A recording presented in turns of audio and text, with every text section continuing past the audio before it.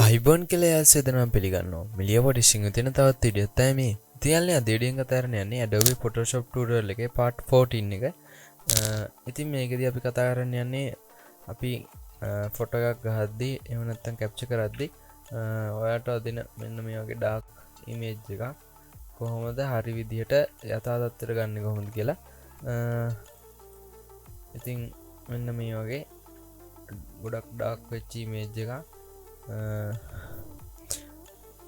හරි විදිහට හදාගන්නේ කොහොමද කියලා තමයි අද කතා කරන්න යන්නේ. ඉතින් වීඩියෝ එකට යන්න කලින් මතක් කරන්න ඕනේ මගේ YouTube channel එක තාම subscribe කරලා නැත්නම් subscribe කරන්න. ඒ වගේම ඉදිරියට දාන වීඩියෝ ඕල් ළඟට වෙන්නන්න ඕන නම් bell icon එක click කරන්න. අපි යමු වීඩියෝ එකට.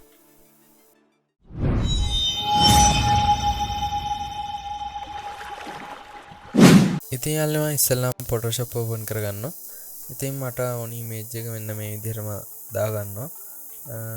ඉතින් ඊළඟට මම කරන්නේ මෙතන උඩ තියෙනවා ෆිල්ටර් කියලා. එතන මම ෆිල්ටර් වල කැමරා රෝ ෆිල්ටර් දෙනවා.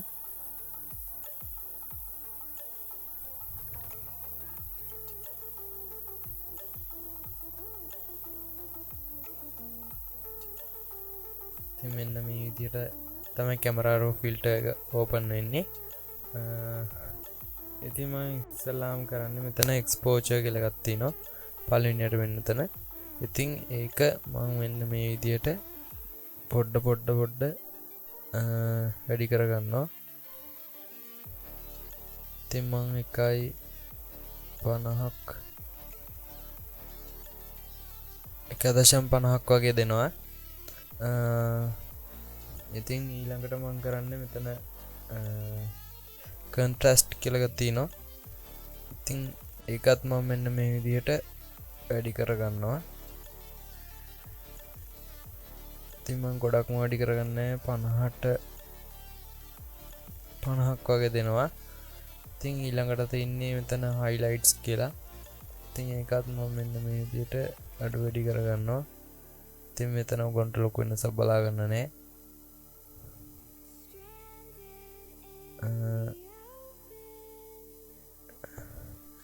දැන් මේක රින 60ක් වගේ දෙනවා.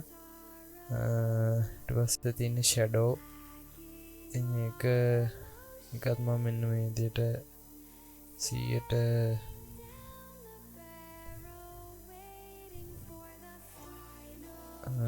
30ක් වගේ දෙනවා.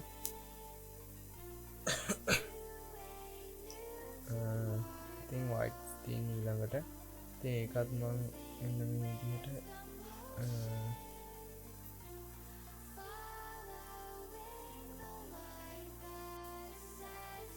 50ක් වගේ දෙනවා. ඉතින් ඊළඟට black ඒකත් මම මෙන්න මේ ගානට විතර තියා ගන්නවා 50ක්. ඉතින් ඊළඟට මම කරන්නේ මෙතන අපිට තියෙන HSL adjustment කියලා එකක්. ඉතින් ඒකෙදී මම මෙතන hue කයට තියෙන green කියන එක අඩු කරගන්නවා මෙන්න මේ විදිහට. ඉතින් yellow කියන එක මම මෙන්න මේ ගානට 100%ක්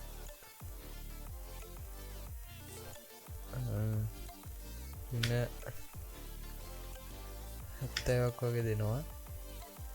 ඊට පස්සේ තව මෙතන තියෙනවා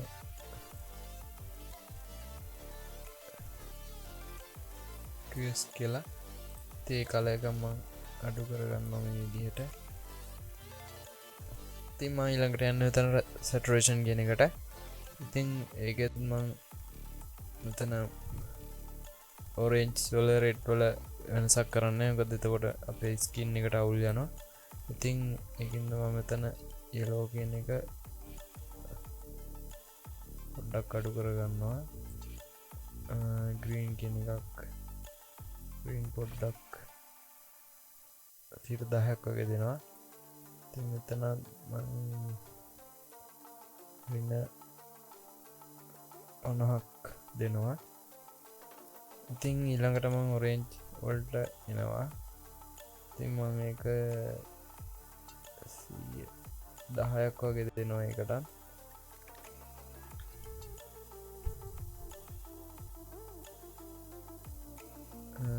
ඉතින් මම මේක 0 තියාගන්නවා. ඊට පස්සේ luminous කියන එකට එනවා.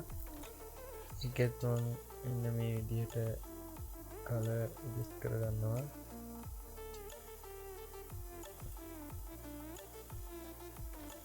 ඉතින් මම මේක 0 තියාගන්නවා. මොකද එතකොට screen එක ඔයගොල්ලන්ට බලා ගන්න පුළුවන්. අඩු කරොත් color අවුල් යනවා. ඉතින් මම මේ විදිහටම තියාගන්නවා. ඉතින් මම ආයෙත් එනවා මෙතන basic එකට. ඉතින් මම මෙතන temperature කියන එක දෙනවා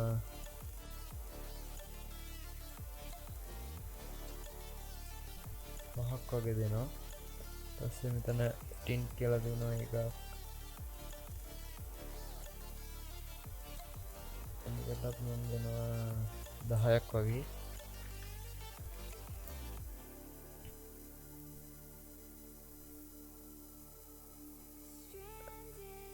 ඉතින් ඊළඟට මෙතන තියෙන ඔයගොල්ලන්ට vibrance කියලා එකක්. ඉතින් ඒකෙන් අපිට color saturation වගේ තමයි මේකත් වැඩි අඩු වැඩි කරගන්න පුළුවන්.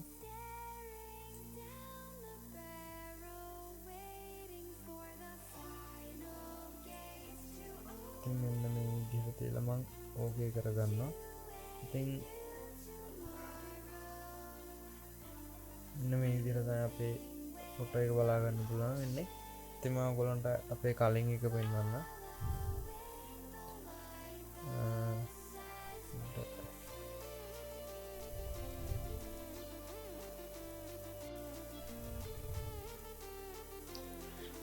ඉතින් ඔයාලට මෙන්න තන මාක් එකෙන් බලා ගන්න පුළුවන් අපේ යට ලේයර් එක ඔරිජිනල් එක.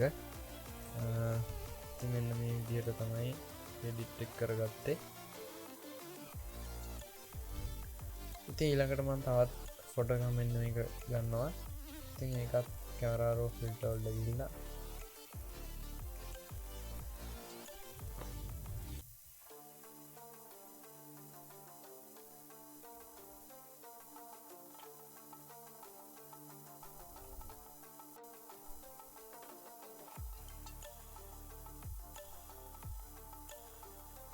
මෙන්න මේ විදිහට තන එක්ස්පෝෂර් කියන එකෙන් වැඩි කරලා contrast කියන එකත්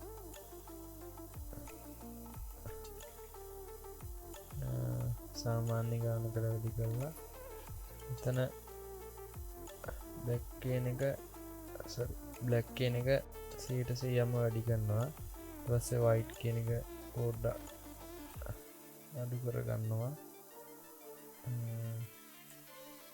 ඉතින් shadow එකත් මම 50ක් වගේ දෙනවා. ඉතින් highlight ඒක මම ඉන්න 50ක් දෙනවා. ඉතින් මෙතනත් ඔයගොල්ලන්ට පුළුවන් මෙන්න එතනින් ටික adjust කරගන්න.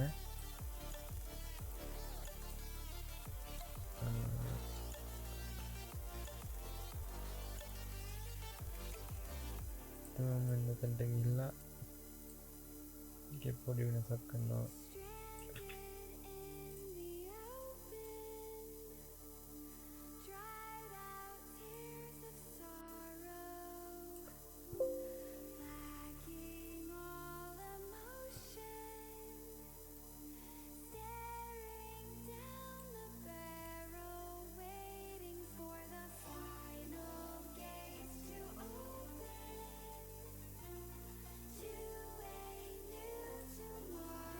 මම ආයෙත් එනවා බේසික් එකට.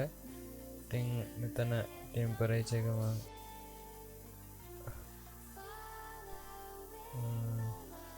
5ක් වගේ දෙනවා.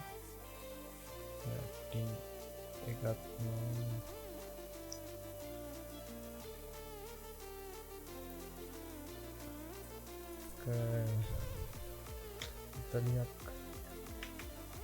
ටිකක් දෙනවා. ඉතින් මෙන්න මේ විදිහට තමයි අපේ ඊළඟ ෆොටෝ එක එඩිට් කරගත්තේ. ඉතින් ඔයාලට පුළුවන් මේ වගේ ඔයාලගේ ඩාක් වෙච්ච ඉමේජ් තියෙනවා නම් එඩිට් කරගන්න.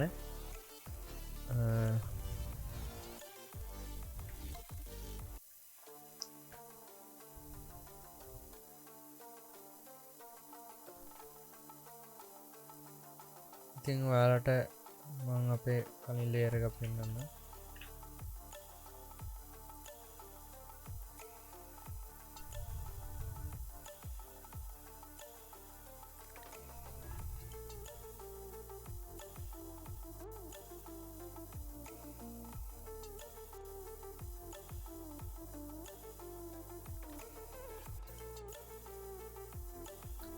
ඉතින් මෙතන ඊයමාකින් අයින් කරපුවාට අපේ කලින් ඉමේජ් එක බලන්න පුළුවන්. ඉතින් ඔයාලට බලන්න පුළුවන් ඒක ගොඩක් ඩාර්ක් වෙලා තියෙන්නේ. ඉතින් මේ විදිහට එඩිට් කරගත්ත පස්සේ ඔයාලට බලන්න පුළුවන් හොඳට පේනවා ඉමේජ් එක.